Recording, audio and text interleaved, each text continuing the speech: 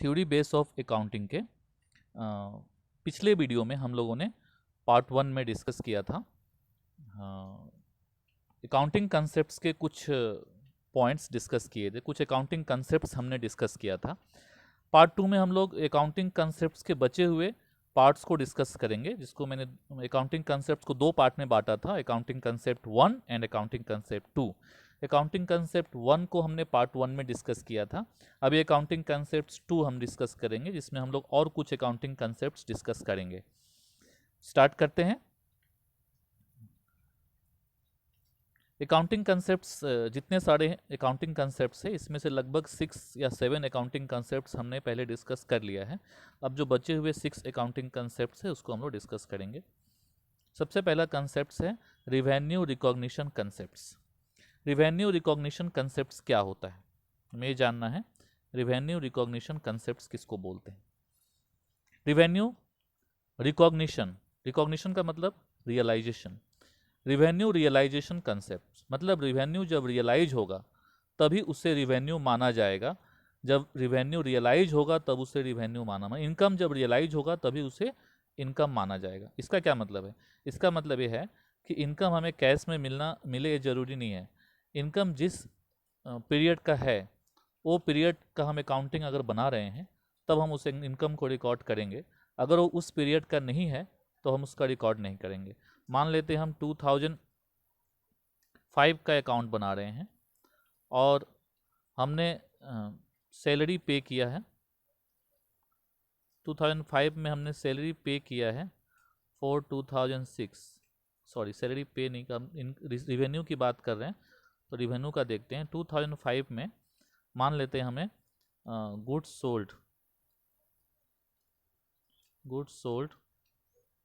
For 2007 के लिए goods sold करेंगे तो रिवेन्यू तो हो रहा है लेकिन ये करंट ईयर का नहीं है तो ये रिकॉर्ड नहीं होगा। जैसे अगर कोई हमें एडवांस में कमीशन देता है, एडवांस कमीशन फॉर 2006 के लिए कोई एडवांस देता है तो ये करंट ईयर का नहीं है, ये कब का है? कमीशन तो इनकम है तो इसका रिकॉर्ड तो होना चाहिए अकाउंट में, बट ये इस साल का नहीं है, ये नेक्स्ट ईयर के लिए है तो इस साल के अकाउंटिंग में इसका रिकॉर्ड नहीं होगा। उसी तरह अगर एक्रूड कमीशन है, मतलब कमीशन तो हमने कमा लिया है बट हमें मिला नहीं है, एक्रूड कमीशन इन 2005, इसका क्या मतलब है? मतलब हमने कमीशन कमा लिया है 2005 में लेकिन हमें मिला नहीं है। मतलब मिला नहीं तो क्या हुआ, है तो 2005 का तो इसका रिकॉर्ड होगा। और ये मिल गया है, एडवांस में मिल गया है लेकिन ये 2005 का नहीं है, कब का है? 2006 का है तो ये रिकॉर्ड नहीं होगा। तो कमीशन, तो रिवेन्यू जो हमारे करंट पीरियड का है चाहे वो मिला हो या नहीं मिला हो उसका हम रिकॉर्ड करेंगे। लेकिन अगर कोई भी रिवेन्यू करंट पीरियड का ही क्यों न करंट पीरियड में मिल ही क्यों न गया हो लेकिन करंट पीरियड का नहीं है तो उसका हम रिकॉर्ड नहीं करेंगे। यही रिवेन्यू रिकॉग्निशन कंसेप्ट का मूल मंत्र है। The concept of revenue recognition required that revenue for a business transaction should be included in the accounting record only when it is realized। जब ये रियलाइज होगा तभी इसका रिकॉर्ड होगा। रियलाइज होने का मतलब जब ये ड्यू होगा। रियलाइज का मतलब ये नहीं कि पैसा मिल गया, जब कोई रिवेन्यू ड्यू होगा, जिस ईयर में उसका ड्यू होगा उसी ईयर में उसको रिकॉर्ड करेंगे। Revenue is assume to be realise when legal rights to receive it arise. जब उसका लीगल राइट्स आपके पास आए, जैसे मान लें आप किसी फॉर्म में किसी कंपनी में काम कर रहे हैं, आपने 5 महीने काम किए तो 5 महीने का सैलरी पाने का आपका राइट है। आपको सैलरी नहीं भी मिलेगा फिर भी वो आपके लिए रिवेन्यू है क्योंकि आपका लीगल राइट मिल गया।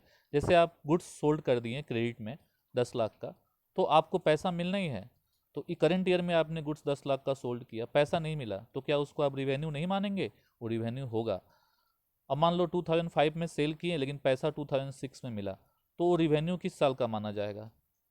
कब आपको लीगल राइट हो गया पैसा मिलने का? 5 में हुआ कि 6 में हुआ? तो 5 में हुआ, तो 5 में आपके लिए वो रिवेन्यू है, 6 के लिए रिवेन्यू नहीं है। तो किसी भी इनकम का राइट जब जिस ईयर आपको होगा उसी ईयर उसको रिवेन्यू माना जाएगा।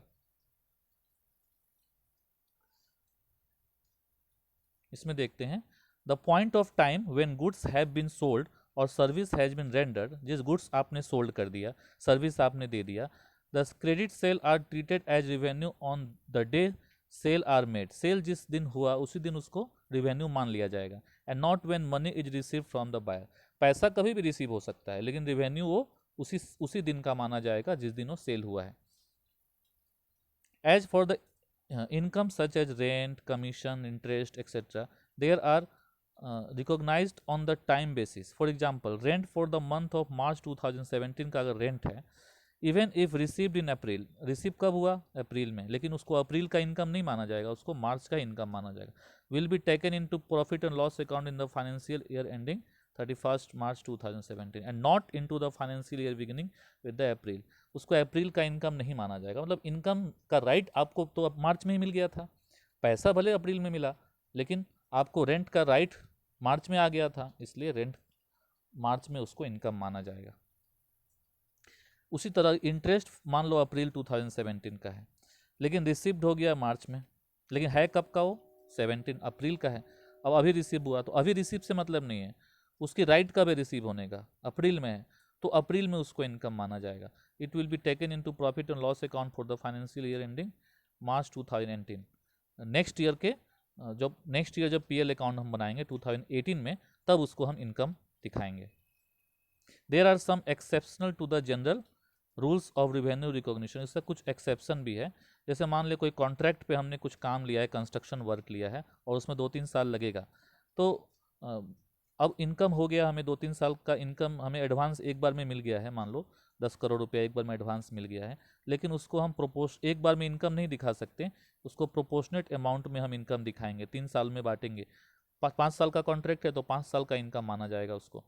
Based on the part of the contract completed by the end of the period is treated as realise. जैसे आप 10 करोड़ का कॉन्ट्रैक्ट मिला है, 5 साल में आपको पूरा करना है, तो हर साल आपको 2-2 करोड़ रुपया आपको इनकम माना जाएगा। ऐसा नहीं कि एक ही साल आप 10 करोड़ रुपया इनकम हो गया, या जिस हिसाब से आप कंप्लीट करते जा रहे हैं उस हिसाब से आपको इनकम माना जाएगा उस 10 करोड़ का। Similarly when goods are sold on hire purchase, अगर हम इंस्टॉलमेंट में सामान खरीदे हैं, the amount collected in instalment, मतलब इंस्टॉलमेंट में सामान बेचे हैं अगर हम बायर्स को, तो अगर इंस्टॉलमेंट जब कलेक्ट होगा, अमाउंट जब कलेक्ट जैसे जैसे हम कलेक्ट करेंगे उसको हम रियलाइज मानेंगे। ऐसा नहीं कि हमने मान लो 10 लाख का हमने मशीन बेच दिया इंस्टॉलमेंट में, आज के डेट में 10 लाख का मशीन हमने इंस्टॉलमेंट में बेच दिया, तो 10 लाख हमारे एक्सपेंस, 10 लाख हमारा रिवेन्यू नहीं हुआ। जैसे जैसे वो इंस्टॉलमेंट हमें मिलता जाएगा वैसे वैसे वो हमें रिवेन्यू होता जाएगा। ये 2 रूल है, एक्सेप्शन है इस पूरे रूल का। नेक्स्ट है मैचिंग कंसेप्ट्स। मैचिंग कंसेप्ट्स में ये बात बताया गया है कि एक्सपेंसेस जो भी हम करते हैं, एक अकाउंटिंग पीरियड का जो भी एक्सपेंसेस होता है वो मैच होना चाहिए रिवेन्यू ऑफ दैट पीरियड, उसी पीरियड के रिवेन्यू से मैच कराना है। ऐसा नहीं कि एक्सपेंसेस किसी और पीरियड का हो और रिवेन्यू किसी और पीरियड का हो।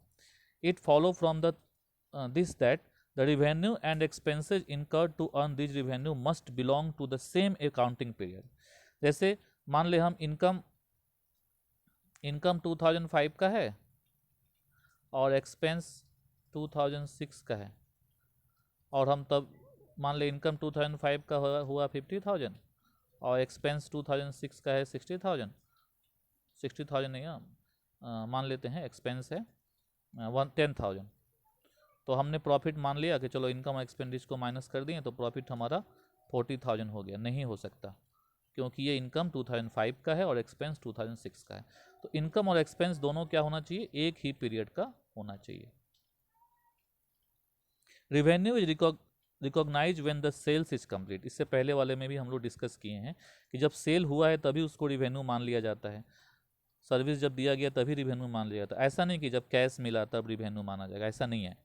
उसी तरह एक्सपेंसेस का भी वही नियम है, एक्सपेंसेस को तभी एक्सपेंस माना जाएगा जब वो रिकॉग्नाइज हो गया, मतलब एक्सपेंसेस देने का आपका जब ऑब्लिगेशन स्टार्ट हो गया। ऐसा नहीं कि आपने जब पे किया तब का वो एक्सपेंस नहीं माना जाएगा, जब वो देना था, जब वो ड्यू था तब उसको एक्सपेंस माना जाएगा।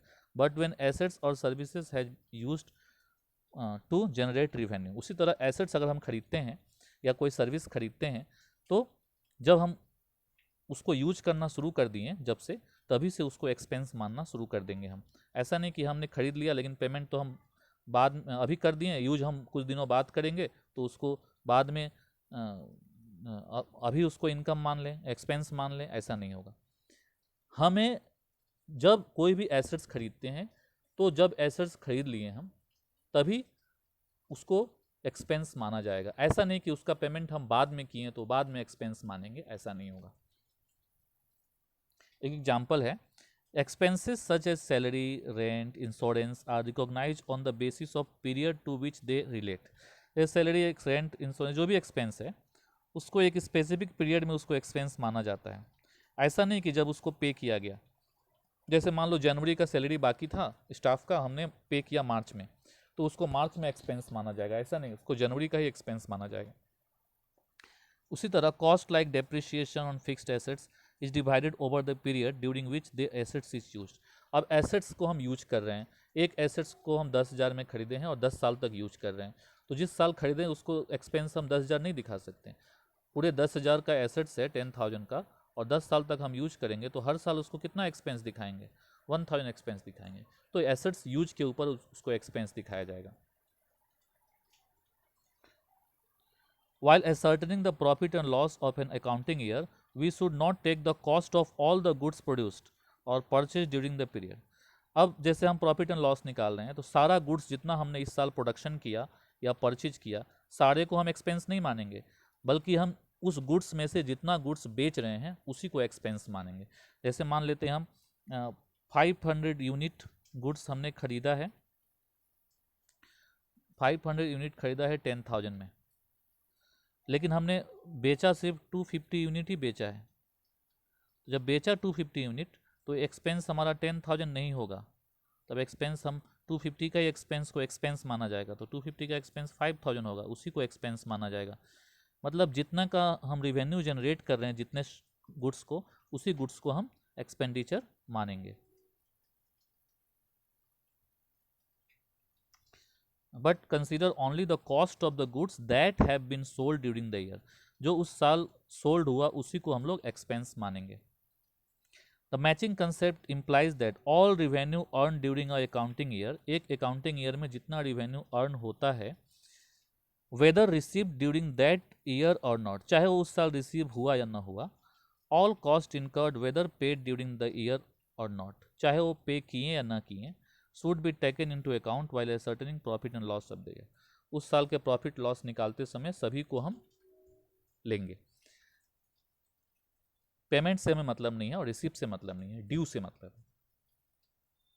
अगला जो हमारा कंसेप्ट है full disclosure concept.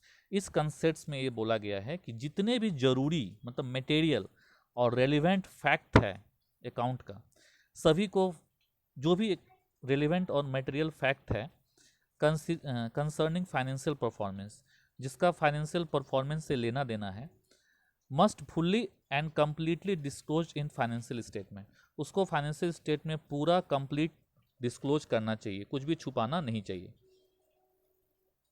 This is to enable the user to make correct assessment about the profitability and financial soundness of the enterprise। इससे क्या होगा, जो भी यूजर होंगे, इंटरेस्टेड यूजर होंगे, वे सही असेसमेंट कर पाएंगे आपके कंपनी के प्रॉफिटेबिलिटी के बारे में, आपके कंपनी के फाइनेंशियल साउंडनेस के बारे में, and help them to take inform decisions, और उनको हेल्प मिलेगा डिसीजंस लेने में। अगर आप कुछ सारा चीज़ बताएं नहीं, कुछ बात छुपा लिए, तो जो डिसीजन लेंगे वो सही नहीं ले पाएंगे। टू एंश्योर प्रॉपर डिस्क्लोजर, इसीलिए प्रॉपर डिस्क्लोजर करने के लिए, सब कुछ दिखाने के लिए कंपनी एक्ट 2013 ने एक फॉर्मेट दिया हुआ है। Preparation of profit and loss accounts and balance sheet बनाने के लिए क्या किया है, फॉर्मेट दिया है, which need to be compulsory adhere to. सारी कंपनियां इसको फॉलो करती है for the preparation of these statement, उसको बनाने के लिए, ताकि सब कुछ दिखाया जा सके। द रेगुलेटरी बॉडी सेबी, जैसे सेबी एक रेगुलेटरी बॉडी, इस तरह कंपनी एक्ट है, also mandate complete disclosure to be made by the company. उसने भी कहा है कि सारी कंपनियों को कंप्लीट डिस्क्लोजर करना है, कुछ भी छुपाना नहीं है, to give a true and fair view of profitability and the state of affair, organisation के प्रॉफिटेबिलिटी और स्टेट ऑफ अफेयर को दिखाने के लिए। तो फुल डिस्क्लोजर कंसेप्ट से होता है। कंसिस्टेंसी कंसेप्ट्स क्या होता है? कंसिस्टेंसी कंसेप्ट्स मतलब हम हर चीज़ को रेगुलर तरीके से दिखाएं। अकाउंटिंग इन्फॉर्मेशन तभी हमें यूजफुल कंक्लूजन दे पाएगा जब comparison over a period of time as well as with the working of the other enterprise. मतलब अगर दो कंपनियों को हम, मान लो एक कंपनी ए है एक कंपनी बी है, दोनों को हम कंपेयर कर सकें या एक ही कंपनी के दो पीरियड को हम सही तरह से कंपेयर कर सकें, तभी उस अकाउंटिंग इन्फॉर्मेशन को यूजफुल माना जाता है। तो बोथ इंटर फॉर्म और इंट्रा फॉर्म और इंटर फॉर्म। इंट्रा फॉर्म मतलब एक ही फॉर्म के अलग अलग पीरियड के बीच। जैसे ए लिमिटेड है, तो ए लिमिटेड का अकाउंटिंग इन्फॉर्मेशन 2005 का 2006 के साथ कंपेयर कर रहे हैं, या ए लिमिटेड और बी लिमिटेड का हम अकाउंटिंग रिकॉर्ड 2005 के अकाउंटिंग रिकॉर्ड को कंपेयर कर रहे हैं, तो इसको बोलते हैं इंटर फॉर्म। और उसी कंपनी के अलग अलग पीरियड के अकाउंटिंग रिकॉर्ड को कंपेयर करते हैं, उसको बोलते हैं इंट्रा फॉर्म। तो इंट्रा और इंटर फॉर्म कंपेरिजन के लिए this can be possible only when accounting policies and practice followed by enterprise are uniform are consistent over a period of time.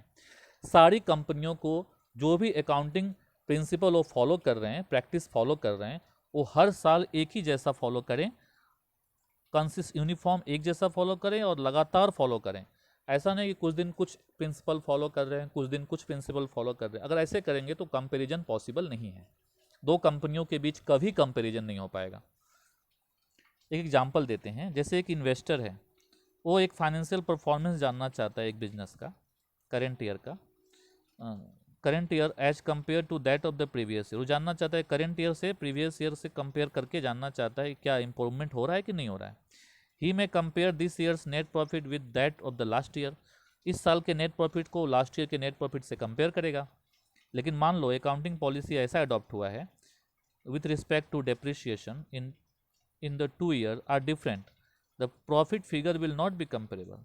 अब मान लो 2005 में डेप्रिसिएशन का दूसरा मेथड यूज किया और 2006 में डेप्रिसिएशन का दूसरा मेथड यूज किया, तो जब दोनों में मेथड अलग है, पॉलिसी अलग है, तो दोनों के प्रॉफिट को हम कैसे कंपेयर करेंगे? अगर दोनों में सेम मेथड यूज होता, यूनिफॉर्म होता, कंसिस्टेंट होता, तब हम कंपेयर कर सकते हैं। तो कंपेरिजन तभी हो पाएगा जब कंसिस्टेंट हो, यूनिफॉर्म हो। Because the method adopted for the valuation of stock in the past 2 years are inconsistent. अब पिछले 2 सालों का जो स्टॉक का वैल्यूएशन, चाहे एसेट का वैल्यूएशन है, वो क्या है? इनकंसिस्टेंट है, तो कंपेरिजन नहीं हो पाएगा। It is therefore important that concept of consistency is followed in preparation of financial statement. इसीलिए कहा गया है कि जब भी फाइनेंशियल स्टेटमेंट बनाए तो हम कंसिस्टेंसी फॉलो करें, मतलब एक जैसा करें, हर साल एक जैसा करें, so that the result of 2 accounting period are comparable. तभी क्या होगा? 2 अलग अलग अकाउंटिंग पीरियड के रिजल्ट को हम कंपेयर कर सकते हैं। Consistency eliminate personal bias and help in achieving result that are comparable. अगर कंसिस्टेंसी करते हैं तो पर्सनल बायसनेस खत्म हो जाता है और हम कंपेयर कर पाते हैं रिजल्ट को। Also the comparison between the financial result of 2 enterprise would be meaningful only if some same kind of accounting method and policy are adopted in the preparation of financial statement। दो अलग अलग company है, ए limited B limited, दोनों को हम compare करना चाहते हैं, हम तभी कंपेयर कर सकते हैं जब दोनों एक जैसे मेथड यूज किए हैं। अलग अलग मेथड यूज किए तो हम कंपेयर नहीं कर सकते। हम मैंगो को एप्पल के साथ कंपेयर नहीं कर सकते, एप्पल को एप्पल के साथ कंपेयर कर सकते हैं। कंजर्वेटिज्म कंसेप्ट्स, इस कंसेप्ट में इसको प्रूडेंस कंसेप्ट्स भी बोलते हैं, दो नाम है इसका, कंजर्वेटिज्म भी बोलते हैं और प्रूडेंस भी बोलते हैं। Provides guidance for recording transaction in the books of accounts is based on the policy of playing safe. ये किस पॉलिसी पे करता है? प्लेइंग सेफ की पॉलिसी पे अकाउंटिंग रिकॉर्ड करता है। This concept state that conscious approach should be adopted in ascertaining income so that profit of enterprise are not overstated. इस कंसेप्ट में ये बात बोला गया है कि हम जब भी प्रॉफिट दिखाएं बिजनेस का, तो इस तरह दिखाएं, हमें अकाउंटिंग रिकॉर्ड इस तरह करें कि प्रॉफिट ओवर स्टेटेड ना हो जाए, गलती से बिजनेस का बहुत ज़्यादा प्रॉफिट ना दिखने लगे, क्योंकि प्रॉफिट ज़्यादा दिखेगा तो क्या करना पड़ेगा? हमें ज़्यादा डिविडेंड देना पड़ेगा। If the profit ascertain are more than the actual, it may lead to distribution of dividend out of capital, ज़्यादा डिविडेंड देना पड़ेगा कैपिटल से, विच इज़ नॉट फेयर, तो सही नहीं है। And it will lead to reduction in the capital of the enterprise, और उससे क्या होगा, कंपनी का कैपिटल कम हो जाएगा। मान लो प्रॉफिट हुआ ही नहीं और हमने ज़्यादा प्रॉफिट दिखा दिया, तो उसको बोलते हैं ओवर स्टेटेड प्रॉफिट। ज़्यादा प्रॉफिट दिखाएंगे तो शेयर होल्डर को ज़्यादा डिविडेंड देना पड़ेगा, तो कहाँ से देंगे, कैपिटल से देंगे, तो कैपिटल घट जाएगा। The concept of conservatism required that, अब क्या कंसेप्ट, इस कंसेप्ट में क्या बोला गया वो देखते हैं। Profit should not be reduced recorded until realise, जब तक प्रॉफिट रियलाइज नहीं हुआ उसको रिकॉर्ड नहीं करना चाहिए। लेकिन सारा loss, even those which may have a remote possibility, are to be provided for in the books of accounts. इसमें क्या बोला गया है, प्रॉफिट जब तक हमें रियलाइज ना हो जाए तब तक रिकॉर्ड नहीं करना चाहिए, लेकिन लॉस रियलाइज हो या ना हो, उसकी थोड़ी सी भी पॉसिबिलिटी लगती है कि हाँ लॉस हो सकता है, तो उसको रिकॉर्ड करना चाहिए। तो ये तो गलत तरीका है। एक के साथ आप दूसरा मेथड यूज कर रहे हैं, प्रॉफिट के साथ दूसरा मेथड यूज कर रहे हैं, लॉस के साथ दूसरा मेथड यूज कर रहे हैं, लेकिन यही कंजर्वेटिज्म कंसेप्ट है, इसीलिए इसका क्या नाम है, कंजर्वेटिज्म। अलग अलग के लिए अलग अलग रूल्स हैं। प्रॉफिट अगर रियलाइज नहीं होता है, जब तक हमारे हाथ में नहीं आता है प्रॉफिट, तब तक उसको प्रॉफिट नहीं माने, लेकिन लॉस रियलाइज होगा या नहीं होगा, उसकी पॉसिबिलिटी हो तब भी उसको रिकॉर्ड करना चाहिए। इस कंसेप्ट में बोला गया है। जैसे एग्जांपल है, valuation of closing stock at cost और market price whichever is lower, create provision for doubtful डेप्ट, discount on debtor, writing off intangible assets like goodwill, patent etcetera are from the books of accounts are some of the examples of the application of principle of conservatism. इस principle का एक example है, ये बहुत सारे example, जैसे closing stock का value, cost price और मार्केट प्राइस। कॉस्ट प्राइस मान लो 10,000 है और मार्केट प्राइस 15,000 है, हम इन दोनों में से सिर्फ 10,000 ही दिखा रहे हैं, कॉस्ट प्राइस दिखा रहे हैं, इसका मतलब मार्केट प्राइस 15 है, तो 5,000 प्रॉफिट हो रहा है, लेकिन ये प्रॉफिट हमारे हाथ में आया नहीं है, रियलाइज नहीं हुआ है, इसलिए हम इसको नहीं दिखाएंगे कंजर्वेटिज्म कंसेप्ट के हिसाब से। तो ये कंजर्वेटिज्म कंसेप्ट में हम इस चीज़ को फॉलो करते हैं। उसी तरह provision for bad dept, provision for bad dept, bad डेप्ट होने की पॉसिबिलिटी होती है, तो बैड डेप्ट तो एक्सपेंस है, बैड डेप्ट होने की पॉसिबिलिटी है, तो लॉस की पॉसिबिलिटी है तो हम दिखाएंगे, लेकिन प्रॉफिट की पॉसिबिलिटी है तो हम नहीं दिखाएंगे, इसलिए प्रोविजन फॉर बैड डेप्ट दिखाते हैं क्योंकि लॉस की पॉसिबिलिटी है। If market value of the goods purchase fallen down, market value अगर जो हम गुड्स का खरीदे हैं गिर गया, the stock will show as cost price in the book, but if the market price has gone up, the gain is not to be recorded until the stock is sold. जैसे stock का cost price है मान ले 10,000, market price है 15,000, तो हम cost price दिखा रहे हैं, मतलब हम प्रॉफिट को नहीं दिखा रहे हैं। लेकिन अगर कॉस्ट प्राइस 10,000 है और मार्केट प्राइस 6,000 है, तो हम दोनों में जो कम है उसको दिखाएंगे, 6 को दिखाएंगे, मतलब हम लॉस को दिखाना चाहते हैं, लॉस दिखा सकते हैं लेकिन प्रॉफिट नहीं दिखा सकते हैं। इस कंसेप्ट का एक मूल मंत्र है। This approach provided for the losses but not recognise for gain, मतलब इसमें क्या बोला गया है, लॉस तो दिखाओ लेकिन गेन को ना दिखाओ, until realise. It is called conservatism approach, इसीलिए इसको कंजर्वेटिज्म अप्रोच बोलते हैं। दिस में reflecting a generally pessimist attitude adopting by the accountant, but is an important way of dealing with uncertainty and protecting the interest of creditor against an unwanted distribution of firm's assets। तो form का assets का unwanted distribution है। However, deliberate attempt to underestimate the value of assets, लेकिन company act इसको बहुत ज़्यादा encourage नहीं करता है, वो बोलता है कि आप जानबूझ के ऐसा मत कीजिए, अगर है तो ठीक है, जानबूझ के ऐसा करने से क्या होता है, हिडन प्रॉफिट बढ़ेगा या सीक्रेट रिजर्व बढ़ेगा, जो ठीक नहीं है as per the rule. Next है materiality concept. This concept of materiality require that accounting should focus on material fact, efforts should not be wasted in recording and presenting fact which are immaterial to the determination of income। हमें ऐसा चीज़ नहीं दिखाना चाहिए जो इमैटेरियल हो, जिसकी value, जो दिखाना जरूरी है बस वही दिखाना चाहिए। जैसे अब 1 रुपये का कोई सामान खरीदें, शार्पनर खरीदे 5 रुपये का, तो उसको दिखाना जरूरी नहीं है क्योंकि वो इमैटेरियल है, उसको एज ए एसेट्स दिखाना जरूरी नहीं है। Any fact would be considered as material, किसी को मटेरियल फैक्ट तभी बोलते हैं if it is reasonably believe that it knowledge would influence the decision of informed user of financial statement, किसी भी चीज़ को हम मटेरियल फैक्ट तभी बोलते हैं जब उसकी जानकारी होने से हम अगर जानकारी होना या ना होना हमारे डिसीजन को अफेक्ट करता है, तब उसको मटेरियल बोलते हैं। जैसे 10 लाख का फर्नीचर खरीद लिया गया, तो उसकी जानकारी हमें होनी है क्योंकि ये बहुत बड़ा अमाउंट है। लेकिन 5 रुपये का शार्पनर खरीदा गया, पेंसिल खरीदा गया, तो उससे बिजनेस पे बहुत ज़्यादा इफेक्ट नहीं पड़ता है, तो इमैटेरियल फैक्ट है। Money spent on creation of additional capacity of theatre बनाया गया, उसकी कैपेसिटी को बढ़ाया गया, तो वो मटेरियल फैक्ट है। उसी तरह similarly information about any change in method of depreciation का मेथड चेंज किया गया तो मटेरियल फैक्ट है। लेकिन अगर जैसे stock of eraser, pencil, scale etcetera are not shown in asset, whatever amount of stationery to be bought in an accounting period is treated as expense of that period whether consumed और not. तो इसको assets नहीं माना जाता है। Stock of eraser, pencil, scale, इसको assets इसलिए नहीं माना जाता है क्योंकि ये मटेरियल नहीं है। मटेरियल फैक्ट को ही फाइनेंशियल स्टेटमेंट में दिखाया जाता है, इसलिए इसको एक्सपेंस माना जाता है। Objectivity concepts. These concepts of objectivity require that accounting transactions should be recorded in an objective manner, free from bias of accounting and others. मतलब हमें जो भी अकाउंटिंग रिकॉर्ड करना चाहिए, जो हमारी ऑब्जेक्टिविटी है, जो हमारा गोल है, उस गोल को पूरा करने के लिए करना चाहिए। हमारा गोल क्या है? ताकि true and fair view of financial position हम दे सकें। यही एक अकाउंटेंट का गोल है। तो इसी गोल को लेकर के हमें अकाउंट बनाना चाहिए। हमें किसी भी तरह का बायसनेस नहीं करना चाहिए अकाउंट बनाने में। This can be possible when each of transaction is supported by verifiable document और वाउचर।